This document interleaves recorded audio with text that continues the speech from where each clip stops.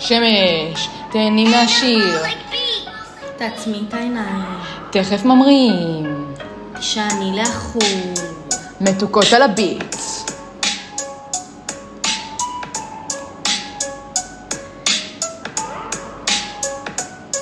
אז המסלול מתחיל בניו יורק הגדולה, מקום של שופינג, בלגן והמולה. בטיימס כבר כולם מתלהבים מצלמים, אבל שמש מחפשת שקים מרעננים. היא בכלל לא מתרשמת מהמון. היא רק רוצה עם ניר לישון.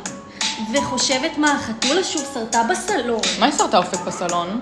מה היא סורטת? שמש ומירלי במקסיקו עפות מחפשות טאקו בין כל הסמטאות. זה מזכיר את השוק, הן צוחקות בשמחה, רק בלי לריב על כיסא, עם דחיפה או יריקה. סמוכתה.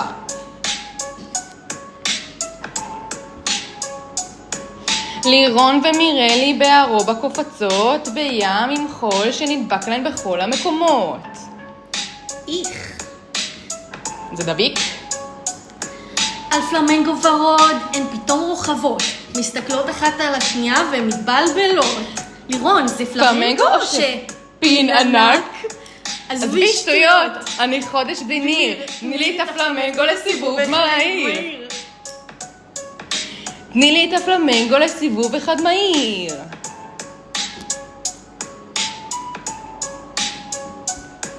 במאצ'ו פיצ'ו שמש מתלהבת כמו ילדה, מצטלמת על אלפקה שעברה לידה.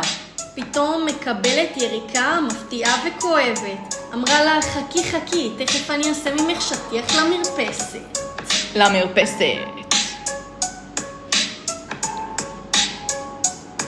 בקולומביה שמש סוף סוף מתאחדת עם ניר, ומביא פייסלי שורקת איזה שיר. הם שתים להם ביחד ברוח מהירה. היא לוחשת על הפלמינגו בערובה, נדבר אחרי הבירה.